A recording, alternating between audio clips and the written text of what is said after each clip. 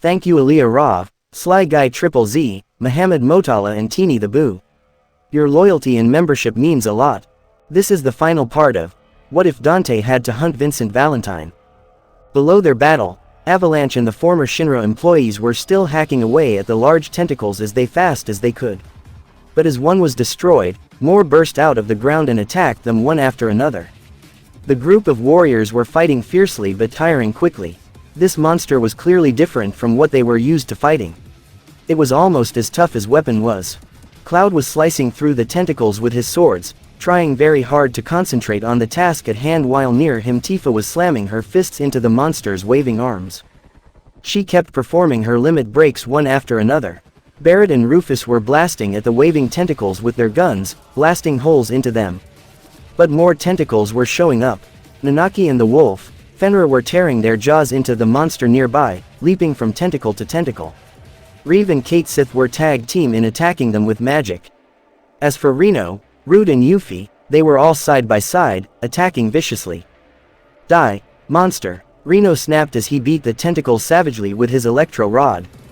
Close by, Cloud crinkled his nose before returning to attacking the tentacles with more. He jumped high into the air as a large tentacle came close to slamming him into the ground. He came down on it, slicing the arm all the way through. From within the ground, there came a loud painful and angry screech before the ground started rumbling and shaking. All of them stopped to look around with shock on their faces as in the middle of the town square the ground started to break away and mold upward, as if something was pushing its way up. Tifa nearly stumbled but was caught by Barrett before she could hit the ground. They could see something coming out of the ground and by the looks of it, it was enormous. After a long moment, there was an explosion as the road above the monster shot upward and debris went flying everywhere as did dust, which was quickly washed away by the heavy rain. The creature itself was like a giant octopus, only without suction cups on its tentacles. Its head was large with huge 8 pairs of eyes which were looking around at the group of fighters with rage. It looked very much like an octo spider. At the creature's large mouth, there were even 2 large and sharp pincers, clicking furiously at the warriors. Within the mouth were rows and rows of sharp teeth. Oh God, Tifa gasped as she looked up at the creature with horror. Sid's toothpick he had been chewing on fell from his mouth as he gawked up at the monster as it rose higher into the air, standing on only a few of the arms it decided not to wave around. Damn it, we're sunk, he groaned. Cloud gritted his teeth with frustration. He knew this was going to be very difficult. But they had to do everything they could to put an end to this. Let's do it, the blonde warrior shouted to his friends before charging. Everyone nodded and followed suit, brandishing their weapons. Half of them jumped high into the air to attack the waving tentacles while the other half attacked the legs it was standing on. Quickly, Cloud was swinging both of his blades, slashing at everything that was around him. The tentacles were coming fast and hard at him, but he wasn't going to give up at all. He could see the others fighting just as hard as he was. Above them, the monster roared in rage as it attacked back at the Avalanche members and the Shinra employees. It was fighting for its life, and trying to cause as much chaos as it could, for it was even hitting at buildings too. Cloud jumped high into the air, slashing into one of the tentacles with as much power as he could muster. The blades almost went completely through, but the monster swung that one up into the air, taking the blonde with it before it slammed him hard into a building. Cloud gasped in pain as his back made contact with the stonework of the building, but to his horror, the tentacle did not pull away as he thought it would. Instead, it began to press him harder against the building, as if it was going to squish him like a bug. He was pinned and could not move, no matter how hard he tried. And what was worst, the pressure against him made him drop his swords till they struck the ground with a loud clang, sticking blade first. The blonde warrior now struggled hard to get loose, but the sheer strength of this monster was amazing. It felt like trying to push a stone wall over. Cloud, he heard Tifa scream, for she had seen what kind of mess he was in. She started running towards him, but another tentacle swung at her and sent her flying across the square. And then with the one pinning him there against the building, the monster moved its head closer as to eat Cloud, its mouth spilling saliva out of it. Suddenly, there was an angered howl from the wolf as it charged, which quickly turned into a human cry of rage. Cloud didn't see what happened, but there was a sudden flash of black and blue right before him and he saw a blade slash right through the tentacle holding him there. With pain, The monster screamed and yanked its now bloody stump of an arm away, allowing the blonde human to fall the 20 feet away from the ground.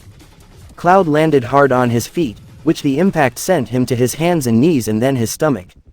His air had been knocked from his lungs, but he knew he didn't have time to linger. So he quickly climbed to one knee and reached for one of his swords not lying too far away from him. However, there was a loud thud as a black boot landed right on top of the blade, keeping him from picking it up. The boot stayed there though, and out of instinct, Cloud looked up to see who owned that boot. His eyes grew wide at the sight of the black-haired man, grinning down at him. "Come on, Cloud," Zack told him as he offered his gloved hand to the blonde. "We can beat this thing if we fight together." Cloud stared at Zack with shock before he slowly reached up and took his old friend's hand, letting the true soldier pull him up. "Zack, you're..." He couldn't find himself to finish. Zack just grinned at him as he held up his old buster sword and looked up at the monster. "Alive? No, not really. I'm not exactly dead, either. I guess you can say." He paused to look at him. "The livestream sent me here to help fix the nasty problem Genova decided to bring in. So that's why I'm here. Now let's take this thing down." Cloud hummed before he picked up his two swords and held them tightly in his hands. "All right, let's do this, Zack. Like old times," he told him, as he put the swords together, latching them into one. Zack grinned right back at him, holding up a fist. "Like old times, buddy." And they charged together, slashing the swinging tentacles with their blades. The other warriors didn't notice the two swordsmen fighting side by side until they all got up off the ground after being swiped to the side by the tentacles. It had been Reno who noticed the new warrior first. With a frown, he tried to brush water off of his spoiled suit before pointing. "Hey, who the hell is that?" Then everyone looked to see who he was talking about. They looked just in time to see Zack and Cloud leaping tentacle to tentacle while slashing at them before jumping to the next. Tifa's eyes widened at the sight of Zack. She remembered him immediately as the spiky-haired soldier from Nibelheim. "Zack, it can't be him. I thought he was dead." Barrett and the others gave her an alarmed look. They knew that name. They remembered Cloud had once told them about Zack. "Spike's old pal. The heck he's doing here?" the large black man exclaimed. Rufus frowned with the Turks, then looked over at Tifa, in such a questionable way. "Who is that man?" Tifa looked at him before she shook her head. "His name is Zack. He was a soldier for Shinra. He used to work with Sephiroth and had been Cloud's best friend." She looked back up at the swordsman before she stepped back. "Our fight is done. It's theirs now. It's up to them now to finish this monster." Cloud and Zack were practically dancing around the tentacles and slashing them to bits. They bounced off the blubber-like surface only to come down on it again as they slashed out at the monster over and over again. It was to their disgust that more tentacles were appearing. It reminded them both of the mythical monster, Hydra. Every time they slashed a tentacle, more would appear. Soon it was practically just an enormous ball of tentacles waving around in the air, and it was becoming more dangerous. "Damn it," Cloud yelled as he looked down from his perch on a metal beam. "This is impossible. Every time we slash something off, another grows back." Beside him, Zack was frowning as he held onto a metal beam, his buster sword tight in his hand. He looked like he was doing some quick thinking. "Yeah, but we can do it, Cloud. Since the arms are a no-go, let's go for the eyes," he told them. Cloud nodded as they stood straighter on the girders before they leapt down from the building onto a swinging tentacle and slid down it like they snowboarding. The monster, however, had too many arms, so it wasn't even sure where they were. It kept looking around and swinging everywhere. But it caught sight of them sliding in and out through its arms and it tried to swing at them. It missed every time. Soon, Cloud and Zack were surrounded by slimy, wet arms.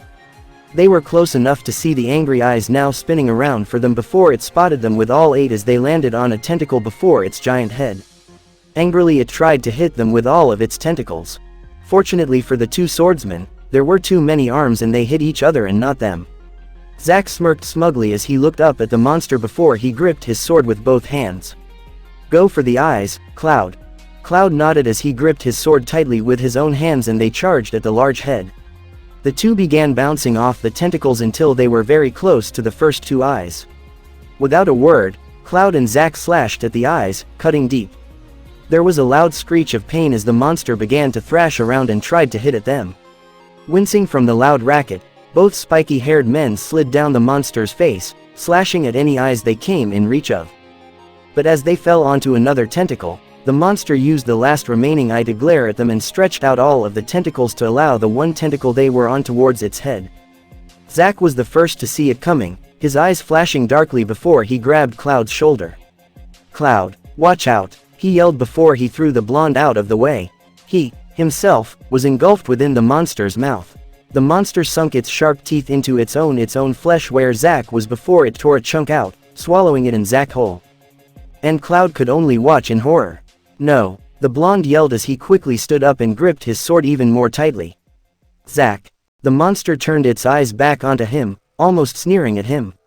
Then it roared and started for him next. Cloud just glared up at the monster before he quickly separated his swords and held both tight in his hand. With an outraged battle cry, he charged forward to finish this off. But to his surprise, the monster stopped so he did. He could hear it. There was a low rumble as if the monster's stomach was grumbling with more hunger. Or as if it was very upset. The rumble grew louder and the monster began to quiver. It looked like it was going to be sick. Cloud frowned before he noticed a certain spot between two tentacles where the slimy skin began to turn fiery red and then slowly went black as it began to burn. Suddenly there was an explosion of fire and smoke from that area. Chunks of the monster went flying everywhere, making Cloud cringe back as the chunks rained down on him. He only raised an arm to shield himself before he saw another explosion, only this time it was of light. The intensity of the light began to cook the monster's flesh and Cloud felt the heat of the attack. He knew if he stayed there it would cook him too. But he had enough sense to just turn and run away as fast as he could. As soon as he was well out of danger, he turned to watch as the monster burst into a smoking heap. Flames began to explode from everywhere, even out of the waving tentacles. The monster roared in pain before it exploded into bright red light. Though it was gone now, the smoke lingered. And slowly, something was coming out from within the smoke. Cloud frowned as he tilted his head, preparing to fight if it was another threat, but once the smoke cleared, he relaxed and smiled. Zack was walking towards him with a grin on his face and his buster sword resting against his shoulder as he just walked right up to Cloud. "How ya worried for a moment, didn't I?" he asked in a teasing way. Cloud smiled as he lowered his sword. "Yeah, you did have me worried," he told him. Then he turned around when he heard someone yell out his name. Both turned to see Tifa hurrying towards them, smiling ear to ear. She was clearly happy to see both of them alive and well. Behind her, the others were running towards them. "Cloud, Zack, thank goodness, you're okay," she said happily. Cloud smiled right back while Zack waved at the martial artist. "Hey, tour guide Tifa," he said in a greeting. "Nice to see you again," he told her. Tifa just smiled at him as she stopped right in front of him and Cloud. "My name is Tifa, call me Tifa," she told him. The black-haired swordsman only nodded as he looked upwards at what was going on with the battling demons.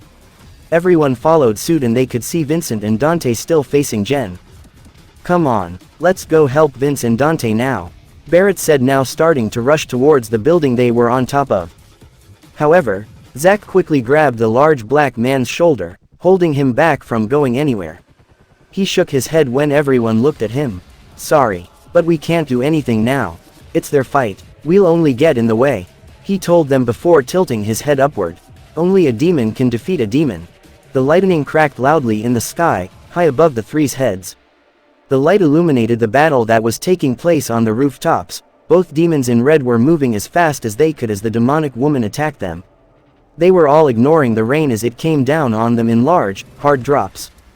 Jen's eyes were glowing hot blue as Vincent's was glowing fiery red. Next to the ex-Turk, Dante was glowing bright red, as if he was going to transform into his demon form.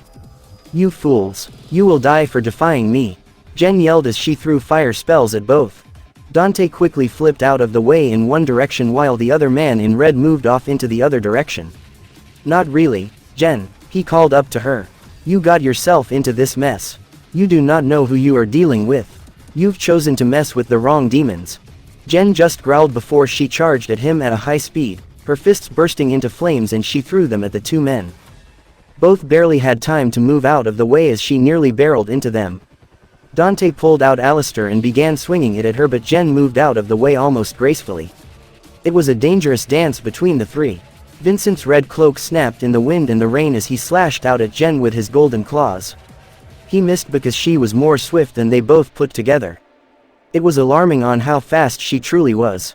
The deadly dance grew more violent as Jen threw spell after spell at Dante and Vincent, who did their best to avoid collision. It was not very easy at all. Dante cursed loudly as a holy burned past his arm, and scorched Vincent's front. The impact knocked both off their feet, but they were on their feet as fast as they had been knocked down. "Give it up, demons. I am more powerful than you ever will be." Jen laughed high above their heads. Dante growled before he slammed Alistair into the roof of the building and then began yanking off his red trench coat. He knew that if he kept it on any longer it would probably get ruined, and he did not want that to happen. He loved his red coat. So he tossed it to the side before yanking his sword free from the building. "I never give up on anything I'm committed to, bitch," he growled. "I will not give in." Vincent hissed just as angrily as Dante. And they went at it again, only more violent and viciously. Guns were flaring with bright light as they were shot off, and the two men were flipping everywhere as they continued to try and destroy this evil woman. They refused to let her win. They would fight to the death if they had to. But if they died, they would take her down with them. The battle grew more fierce as Jen began throwing destructive spells at her enemies. Vincent and Dante dodged easily, even though it came as very close calls. The spells, however, were causing a lot of damage. The metal beams of the building were becoming molten liquid and stone debris were flying everywhere. There were more explosions as Jen continued to throw her spells. And Dante was starting to lose his patience. He knew this battle was getting out of hand, and if Jen was not stopped immediately, an innocent life would be destroyed by this bitch. He also knew that he needed his amulet back, and now, it was the reason why they weren't doing any damage to her. Every blow they did to her would only heal up just as fast as they did hit her because of it.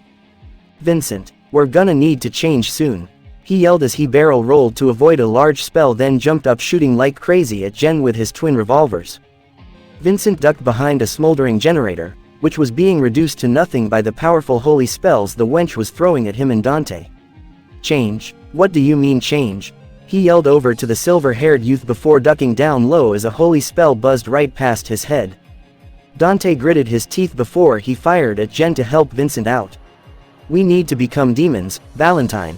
Let chaos out, or at least get very close to Jen," he yelled before he moved as Jen tried to throw a nasty Ultima spell at him next.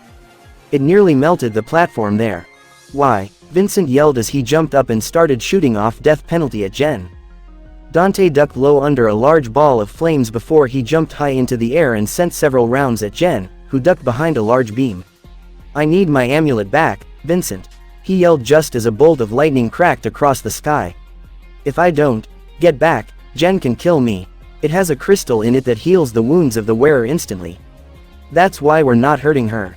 Vincent stood up quickly, his eyes flashing bright red. "Then go get your amulet. I'll distract her," he yelled before he began firing at Jen. He was now transforming into something.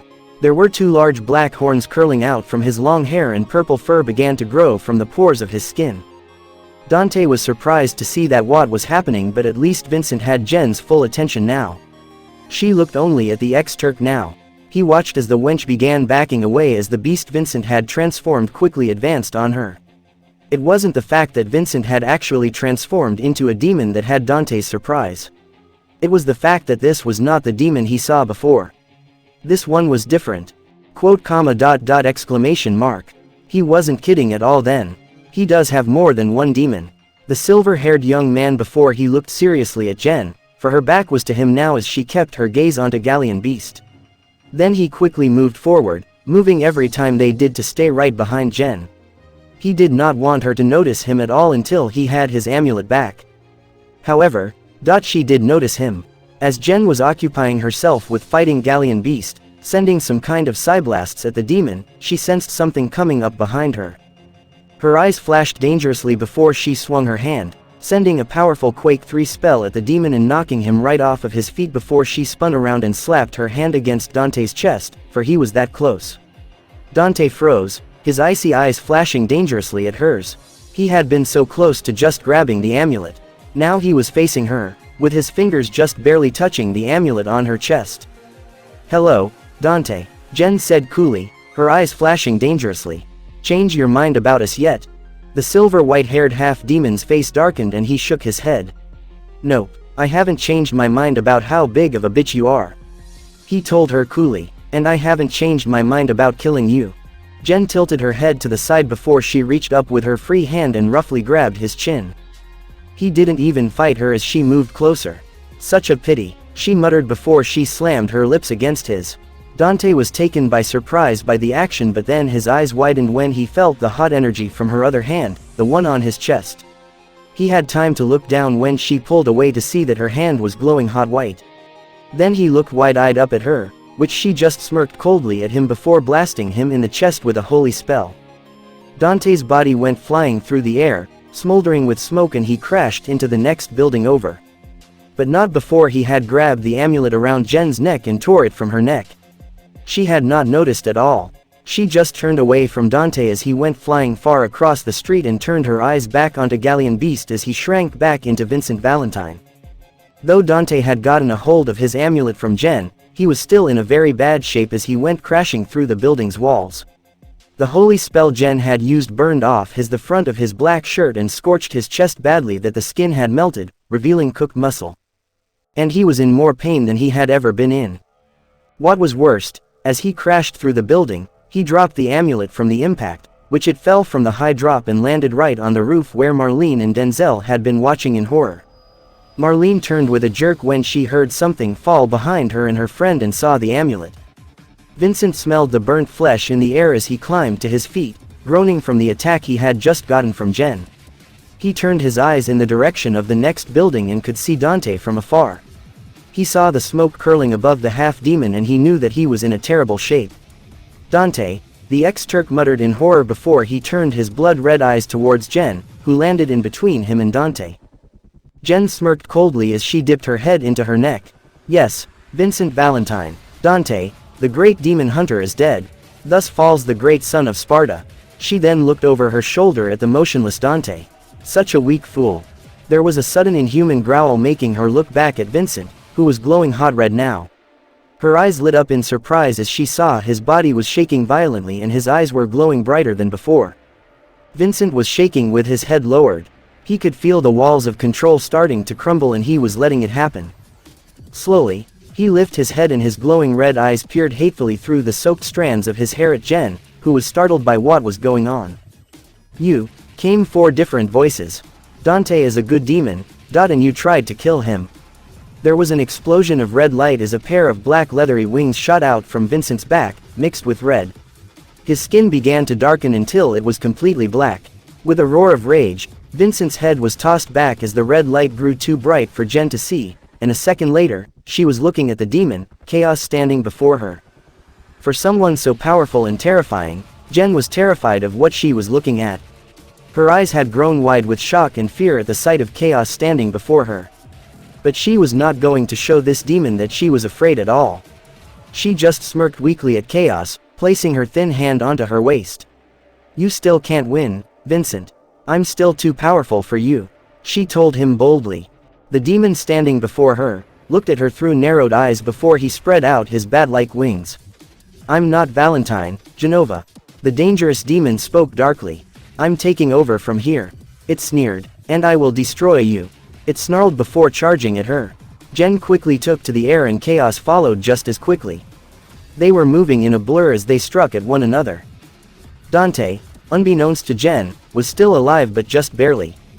His body was shaking from pain as he tried his hardest to sit up, but the burns ached too bad so he could not move. All he could do was lie there, his tightly closed and his teeth clenched shut. He knew that his life was holding by a thread. He cursed himself for being clumsy and dropping his amulet. That was the only thing he needed to live, but because of the burns, his life was slowly draining. He knew if he didn't get his amulet back right now, he would die. He smirked bitterly to himself.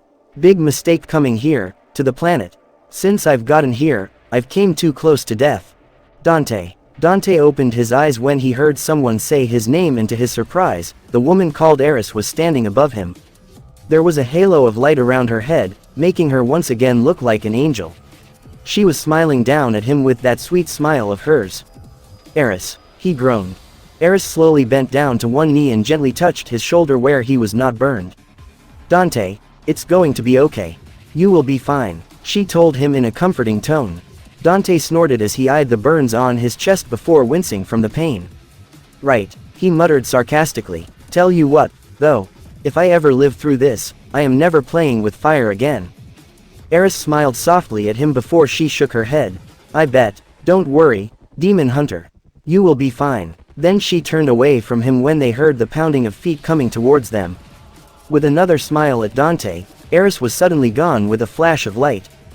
Dante. Dante's blue eyes flickered over to the door just as Marlene and Denzel rushed through. He winced at the look on their faces as soon as they saw him. They looked at him with horror to see what kind of state he was in.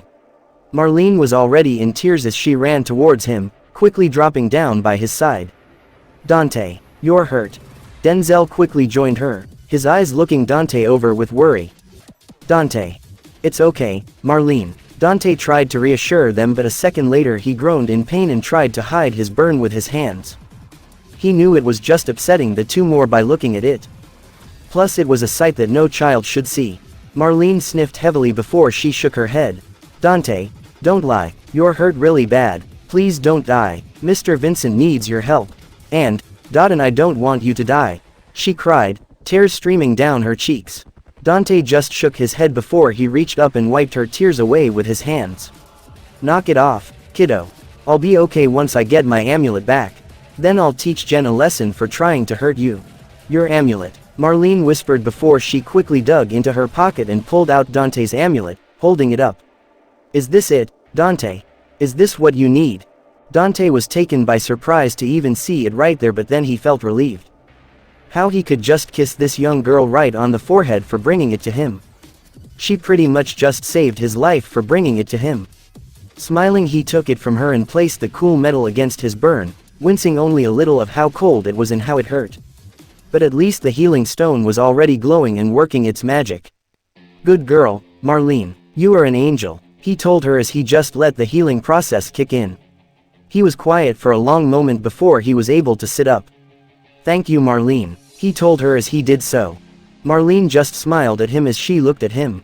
You're welcome, Dante. Are you going to be okay?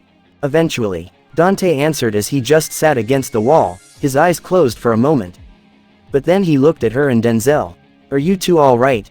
He asked. Both Marlene and Denzel nodded as they crouched next to him watching the healing process. It was a little gross to look at as new skin began to regrow over his chest, but it was also a little fascinating. Soon, the healing was done and all of Dante's strength had returned. He pushed himself to his feet and began to stretch to get rid of all of the kinks.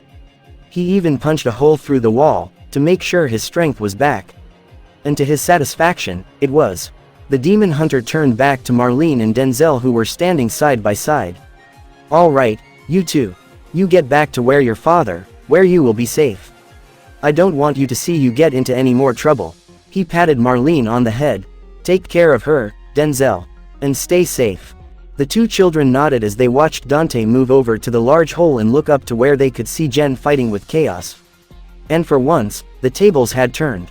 Chaos was beating the living hell out of Jen and she looked as if she was getting hit over the head with a fish. She was in shock that she was actually getting beat. It's time to hunt, Dante said darkly before there was a bright flash and he transformed into his demon form. Chaos was doing very well to fighting with Jen. He was pounding her nearly bloody, slashing almost every inch of her body and just moving her swiftly than she could. It was like a fight between a cat and a dog, who really hated each other. Both bit and slashed at one another, threw destructive spells at one another and just tried to kill the other. Jen was rather beaten by the end of it. As she was slashed across the stomach by the dark demon's claws, she quickly moved back, clutching her middle in pain. What is going on here? You're hurting me, but you can't hurt me. I am a goddess. You can't, she was exclaiming. Of course I can, wench. Chaos laughed evilly, and you had it coming. Jen glared at the black demon before she slapped a hand to her neck where she was sure the amulet was supposed to be. But you shouldn't be hurting me. I'm wearing. But she stopped when she did not feel the amulet. Her eyes snapped open wide and she looked down to find that the necklace was gone. What? No. Where is it? She screamed, looking around on the roof for it. She turned to glare at Chaos again, seeing him smirking. Though she really didn't notice that his eyes weren't looking at her, but over her shoulder. You. Where is my amulet? You took it, didn't you? No. I took my amulet back. She heard someone whisper into her ear from behind her. Jen's eyes widened before she jerked around, looking right into Dante's flaming blue eyes. She drew back a little to see him still alive and right in front of her. But then her body gave a jerk as soon as there was a loud gunshot and slowly smoke began to curl between the two. Slowly, she looked down to see Dante's demonic gun pressed against her chest, right above her heart. And there was a long trickle of blood slowly running down from the gunshot. And slowly, Jen looked back up at Dante, her eyes full of tears. Dante frowned at Jen when he saw her smile gently at him. He wasn't sure why she was smiling at him. He had just killed her. He knew that he had. There was no way she was going to be able to live after getting a bullet in her heart. But then to his shock, he looked right into her soft green eyes. They were no longer a poisonous green. This was not Jen. Quickly, the half-demon wrapped his arm around her waist to keep her from falling out of the air and he quickly dropped down to the roof of the building. The woman in his arms was growing limp as she was dying. But she was no longer the silver-haired wicked woman they had been fighting. Her hair had darkened till it was light brown and her eyes were now a soft green, the color of summer leaves. She was a completely different woman. No, Dante looked up to see chaos drop out of the air, immediately transforming into Vincent once again. But the look on the ex-Turk's face was disturbing. He knew who the woman was, Dante realized. And the look of horror and pain on his face told him all. Vincent was quickly at Dante's side, taking in her appearance. He couldn't believe his eyes. Jen had been telling the truth all along. She had truly been Lucretia Crescent. Lucretia, I'm sorry. I didn't know it was you, he said as he looked into her green eyes. I thought Genova was lying. Lucretia just smiled faintly up at him, which made a trickle of blood flow from the corner of her lips. It's okay, Vincent, she whispered as she reached up and touched his cheek. I forgive you. And I'm so sorry for hurting you. I just couldn't control the Genova cells inside of me. She gasped in pain as she was starting to fade, though her eyes flickered over to Dante. Dante, I'm sorry to you too. I didn't mean to hurt you. It's just, I couldn't control Genova. She then touched the amulet around his neck, touching the gray orb. This will get you home. Thank you, Dante. Thank you, Vincent. Now I can finally rest. She then closed her eyes. And remember, Vince, I forgive you. Then her body burst into orbs of light, swirling around both Vincent and Dante, who stood up and watched Lucretia return to the planet. I know. The mystical ex-Turk spoke softly before he slowly smiled. You forgive me. Far below, as the dark stormy clouds rolled away and the sun was just barely coming out, Avalanche and Shinra were watching as they stared up at the sky. They had watched the entire thing. It was sad to watch Lucretia, Vincent's once beloved, die, but they knew that it was probably for the best. Now, as for Vincent, they hoped he was going to be okay about it. Cloud slowly smiled as he glanced over at Barrett when Marlene and Denzel hurried up to them. Everyone was happy to see them all right. But then he turned to say something to Zack, to ask if he was going to stay. But Zack was gone. Instead, the blonde saw a large gray wolf trotting away from them, but it stopped to turn and look back at him. It was almost smiling at his old friend. Cloud smiled right back before shaking his head. He knew that Zack couldn't stay. He was dead and it was time for him to go back to the lifestream. So with a smile, Cloud waved at the wolf. See you around, Zack. Take care of yourself, you old wolf, he said before he turned back to speak with Rufus Shinra and to thank him and the Turks for helping them. Epilogue: The aftermath of the storm was the same as usual. The city survivors immediately began to repair the damages made by Genova and her monster and just cleaning up the mess that was made. The Avalanche members, the former Shinra employees and even Dante were helping the work go along. For a few days now, they spent those days cleaning up, even though Dante was free to leave again. He just wanted to help though. He believed that half of the mess was his fault and he wanted to make it up by helping clean everything up. And after a few days, it was time for him to leave. The city was mostly cleaned up and they didn't need his help in rebuilding the ruins. Plus he was worried about his own world. Who knew how many demons decided to show up while he was gone? Thank you so much for your help, Dante, Vincent said quietly as he shook hands with the demon hunter. We owe you now. Dante just shrugged as he stepped back and looked everyone over. No you don't, Vincent Valentine. I owe you. I should have questioned Jen's motives of killing you from the start, and used my gut instincts. I knew that there was something wrong with what she was asking me to do. I just didn't listen to my conscience. But at least all is well and it ends well, he told the mystical man. Vincent and the others all nodded as they faced Dante. They were sad to see Dante, especially Marlene. The second Vincent and Dante stepped back away from one another, she hurried forward and threw her arms around his waist. Dante, she cried, I don't want you to go. Please stay here with us. Dante smiled down at her as he wrapped his arms around her and embraced the child. Then he bent down to one knee so he was at her eye line. I wish I could stay, Marlene. But I can't, I still have work to do. My own world needs a demon hunter to protect them from the devils. He then reached up and brushed one of her tears away. So don't cry, kiddo. Will you come back someday? Marlene asked as she held his other hand. Dante nodded as he ruffled her hair with his free hand. Sure, I'll come and visit you any time when it gets slow, he told her. Promise? Marlene asked, sounding hopeful. Again Dante smiled and gave her a nod.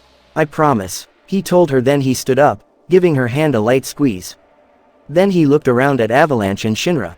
Well, it's time. He then reached up and touched the orb in his amulet. Let me just open up that infernal portal and then I'll give you guys this back. I'm sorry I took it in the first place. I didn't know what it was until it was too late. There was a long pause before Cloud stepped forward, shaking his head. No, you best keep it, it's too dangerous in this place. He glanced over at Rufus, his eyes squinting a little. It'd probably attract power-hungry people. Shut up, Strife, remarked Rufus before he stepped forward and faced Dante. Take it with you, Dante. It's yours now. Reno tilted his head as he placed his fist onto his waist. He looked somewhat doubtful that Dante should take the infused white and black materia. He was figuring that they were still useful on the planet. Yo, boss, are you sure he should take that? I mean, we could use it to rebuild Shinra. And you want to give it away? He asked, ignoring the looks he got from the Avalanche members. They were looking at the Shinra employees as if daring them to even try to rebuild Shinra and repeat their actions. But Rufus then shook his head as he folded his arms. As much as I would love to rebuild Shinra, I do not want to build it just to use it for selfish reasons. The reason Shinra Inc. was built in the first place was to help people, to serve them in anything they needed. But the priorities got so messed up and twisted that Shinra became an evil empire. If I was to rebuild Shinra, it would be for the people, not for myself. The ex-president said as he ran his fingers through his hair. Then he eyed the infused material, shaking his head. As for that, it is too powerful for us to even handle. And it seems to me that Dante can handle that power. He's strong enough to resist against the temptations those materia throw at us. So he can have it. Because I don't want it. Cloud and his team, surely impressed with how much Rufus Shinra had changed. They had been wrong and Reeve had been right. Rufus was not the same man as he was before. He had changed greatly, and it was probably for the good. So they would cease to be enemies, as long as the ex-prez stays good. Well, there you have it, Dante. You can have the silver materia. It'll serve you better than it does us, Cloud told the demon hunter. With a shrug, Dante let go of his amulet and let it just hang there. Instead, he looked around the city, with a faint smile. Well, I better get going. But I'll tell you one thing. I'm sure going to miss this place. This city, this world is fascinating. If I could, I'd probably stay here. You know you can, Dante. Yuffie said, folding her arms and sticking out her hip. It's a real neat place and you'd be welcome to stay. She told him. Everyone else nodded in agreement. Dante looked everyone over, a sad glint in his eyes. I would love to stay here. It's a real nice place, but... He shook his head. But you can't. You have a duty to fulfill. Vincent finished quietly. Dante nodded as he looked at the taller man, a smile on his handsome face. That's right, to protect. I am the son of Sparta, a demon warrior and protector of humanity. I have to guard the gates of hell, to make sure that evil demons stay the hell in there. If they were to get out, it'd be the end of humanity. I have to do what my father tried to do before me. And that's to protect people. Everyone smiled in understanding. They knew exactly what he meant. It was his duty and honor to protect people, just it was like for them. He was a hero for his people and they did need him. Cloud smiled as he offered a hand to Dante, who took it. Well, we'll never forget you, Dante. Thank you. Dante nodded before he turned away from them and touched the mystical gray orb in his amulet.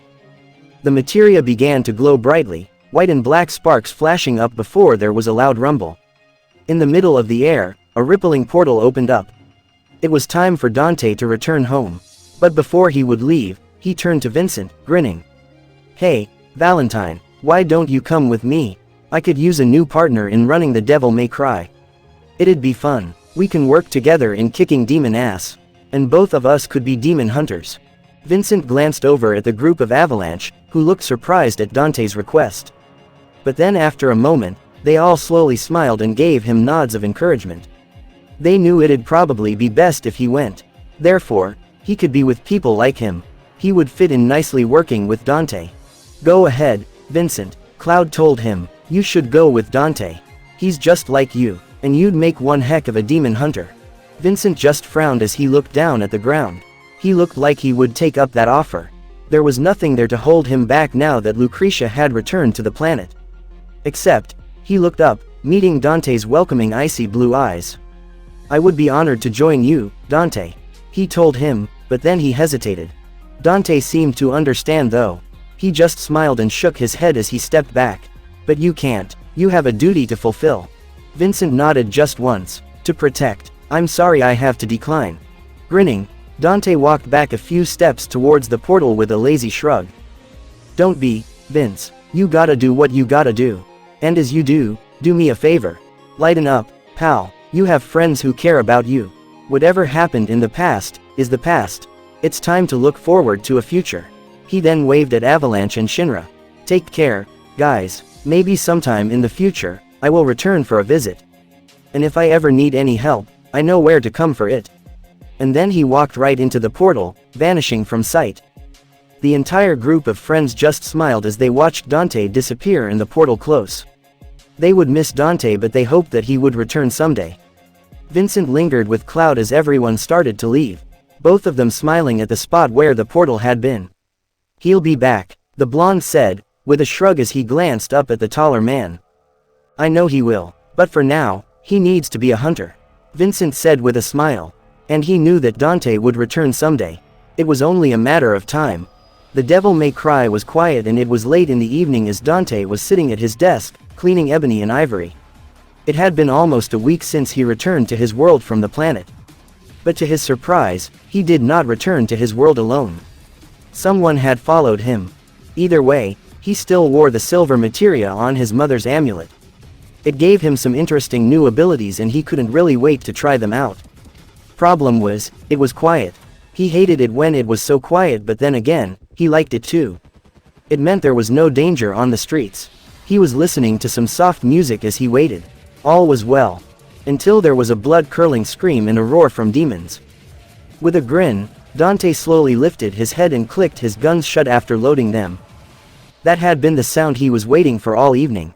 "Well, time to work," he said as he stood up and then glanced over to a corner where a large gray wolf was lying. His icy blue eyes looked right into the soft blue ones looking up at him. "Come on, Zack, let's go show them who's boss," the demon hunter said as he moved towards the door.